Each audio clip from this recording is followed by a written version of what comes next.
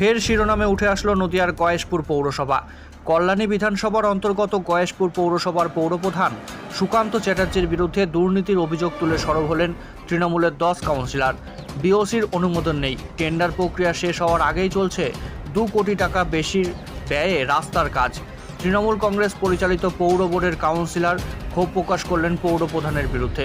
তৃণমূল কাউন্সিলরদের অভিযোগ, পৌরসভায় কোনো মিটিং ডাকছেন না পৌরপ্রধান সুকান্ত চ্যাটার্জি, টেন্ডার ছাড়াই কাজ করিয়ে নিচ্ছেন, ওয়ার্ক অর্ডার ছাড়া কাজ হচ্ছে কোটি কোটি টাকার, এমনকি আর্থিক দুর্নীতির অভিযোগ তুলেছেন তৃণমূল কাউন্সিলররা। বারংবার এই অভিযোগ তুললেও এখনও পর্যন্ত কোনো ব্যবস্থাই নেয়নি দল। কাউন্সিলরদের আরও অভিযোগ, গয়েশপুরে টেন্ডার ছাড়াই টেন্ডারের প্রক্রিয়া শেষ হওয়ার আগে থেকেই প্রায় 2,28,00,000 টাকার রাস্তার কাজ শুরু করে দিয়েছেন পৌরপিতা। যদিও এই অভিযোগ স্বীকার করেছেন সুকান্ত চ্যাটার্জি। তিনি বলেন যে রাস্তাটির কাজ চলছে, সেটি ভগ্নপ্রায় ছিল, মানুষের চলাচলের অসুবিধা হচ্ছিল, তাই তড়িঘড়ি রাস্তার কাজ শুরু করে দেওয়া হয়েছে। প্রসঙ্গত, মাস কয়েক আগে গয়েশপুর পৌরসভার পৌরপ্রধান সুকান্ত চ্যাটার্জির বিরুদ্ধে অনাস্থা এনেছিলেন 11 জন তৃণমূল কাউন্সিলর। ফের কোটি টাকা দুর্নীতির অভিযোগ তুললেন ক্ষুব্ধ তৃণমূল কাউন্সিলররা। এ যতদিন থাকবে, এ তো কল্যাণী থেকে গয়েশপুর এসছে লুটতে এসছে, এবং এর সম্বন্ধে আমরা এত অভিযোগ বিভিন্ন দপ্তরে করেছি, আপনারা দেখতে পারবেন। এরপরে কাগজই ছাপানো বন্ধ হয়ে যাবে, মানে ওখানে আলমারিতে আর জায়গা নেই। ও একটার পর একটা করেই যাচ্ছে দুর্নীতি। এর আগে 4,12,00,000 টাকার রাস্তা আজ অব্দি বোর্ডে পাস হয়নি, সেটা করেছে, আপনারাই খবর করেছিলেন।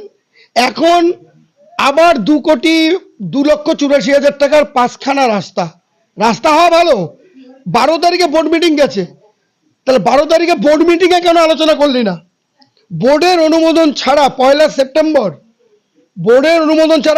সেপ্টেম্বর সে টেন্ডার করলো, এবং সেই টেন্ডার জমা দেওয়ার লাস্ট ডেট, মানে আপলোড করার লাস্ট ডেট হচ্ছে 15 সেপ্টেম্বর। তারপর টেকনিক্যাল বিড 17 সেপ্টেম্বর, এরপরে ফিনান্সিয়াল বিড, এরপরে বোর্ড সভায় হলে লোয়েস্ট বিডারকে অর্ডার দেওয়া হয়। কিন্তু আশ্চর্যজনকভাবে দেখা যাচ্ছে ওই তার সঙ্গে যে কয়েকজন কাউন্সিলর চলে, তাদের ওখানে নারকেল ফাটিয়ে উদ্বোধন করে রাস্তার কাজ পরশুদিন থেকে শুরু হয়ে গেছে। তাহলে আমার প্রশ্ন হচ্ছে, কন্ট্রাক্টররা তো 15 তারিখ অব্দি আবেদন করতে পারে পশ্চিমবঙ্গে যে কেউ, তাহলে লোককে কেন এভাবে ঠকানো হচ্ছে? অলরেডি লোক কাজ করছে, এদিকে 15 তারিখে লাস্ট ডেট। এইভাবে দুর্নীতি করছে, স্বজন পোষণ করছে। ও কল্যাণী থেকে গয়েশপুরে পুরো লুটতে এসছে। আরে দলের তো চেয়ারম্যান, সে তো কল্যাণীতে থাকে রে বাবা। শুধু ভোটের একটা আই কার্ড থাকলেই হয় না, 6 মাস রাত্রি যাপন করতে হবে। যেখানে লাশ সেখানেই সে রেসিডেন্ট, সে কি এখানে থাকে? আপনারা জানেন না কল্যাণীতে থাকে? তার একটা সঙ্গম সিনেমলের সামনে একটা ভোটার কার্ড হয়েছে, মানে হয়ে গেল। এখন আমরা বিভিন্ন জায়গায় অভিযোগ জানাতে ফেড আপ হয়ে গেছি। বললাম তো, অনাস্থা আমরা এনেছিলাম। এরপর মাননীয় মুখ্যমন্ত্রীর নির্দেশে আমরা মিটিংটা বন্ধ রেখেছি, অনাস্থা উইথড্র করিনি। উনি বলেছিলেন আমরা দেখছি। সুব্রত বক্সির সাথে কথা বলতে আমরা কথা বলে এসেছি, বলেছিল 4-5 দিনের ভিতর দেখবো। তো সেটা এখনো দেখে উঠতে পারেননি, 9 মাস হয়েছে। এনিওয়ে, একটার পর একটা 12 তারিখে মিটিং হলো, মানে 12ই আগস্ট, কোনো আলোচনা নেই, কিছু নেই। পৌরসভার আর্থিক অবস্থা খারাপ, উনি নিজেই বলছে। হঠাৎ করে 14 তারিখ তার মনে হয়েছে দুটো জায়গায় ফাংশন করতে হবে, 3.5 লক্ষ টাকা উনি অ্যাডভান্স তুলে নিলেন বোর্ডের অনুমোদন ছাড়া। শুধু তাই নয়, কাউন্সিলরদের একটা ইনভাইটেশন পাঠাবার উনি প্রয়োজন মনে করেনি। পৌরসভাটাকে, এটা কি কারো বাপের সম্পত্তি? এইটা কোনো কাউন্সিলর, কোনো চেয়ারম্যানের পৈতৃক সম্পত্তি নয়। তারা পারে না পৌরসভা থেকে 3.5 লক্ষ টাকা এইভাবে। আমরা চিঠি দিয়েছি, পৌরপ্রধানকে বলেছে আপনি এবং আধিকারিকরা যারা জড়িত তারা টাকা ফেরত দিন। বোর্ডের অনুমোদন ছাড়া আপনারা 3.5 লক্ষ টাকা তুলেছেন। তারপর এই যে যেটা আপনারা বললেন যে ট্যাক্সের ব্যাপার যেটা বললেন, আশ্চর্যজনক ব্যাপার। সরকার পিঞ্জরাপোল সোসাইটির এগেনস্টে কেস করে একটা জিতেছে আমাদের। তারপর এরা ডিভিশন বেঞ্চ বা সুপ্রিম কোর্ট কোথাও গেছে, হয়তো ওখান থেকে তাদের উকিলরা বলেছে যে প্রপার্টি ট্যাক্সটা যে আপনার আপ টু ডেট রসিদ দিন। প্রপার্টি ট্যাক্স ডিউ আছে 2,87,58,438 টাকা। কোন এক অদৃশ্য কারণে উনি ওই টাকাটা 2,45,58,438 টাকাটাই উনি রিবেট দিয়ে দিলেন, শুধু 42 লক্ষ টাকাটা পৌরসভার ফান্ডে জমা করলেন। তাহলে তো প্রশ্ন আসবে, প্রপার্টি ট্যাক্স তো উনি এরকম ছাড়তে পারেন না, কোনো অধিকার নাই চেয়ারম্যানের।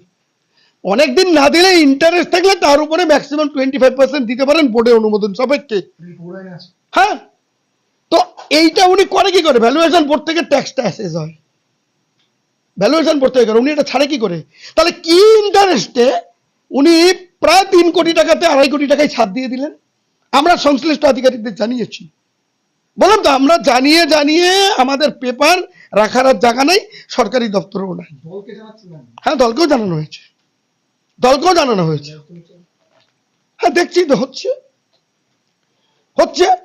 আপনারা শুনলে অবাক হবেন, একটা 10/11 বা 10/12 ওয়ার্ড অফিস, আমাদের সবারই তাই, একটা ওয়ার্ড অফিস যেটার করতে গিয়ে ম্যাক্সিমাম 3 লক্ষ টাকা খরচা হবে নতুন, সেই ওয়ার্ড অফিসের রেনোভেশন করার জন্য 54 লক্ষ টাকা দেখিয়েছে এইবারের বাজেটে। এখনো বাজেট পাস হয়নি, কারণ আমরা ধরেছি 54 লক্ষ টাকায় তো 5 তলা বিল্ডিং হয়ে যায়।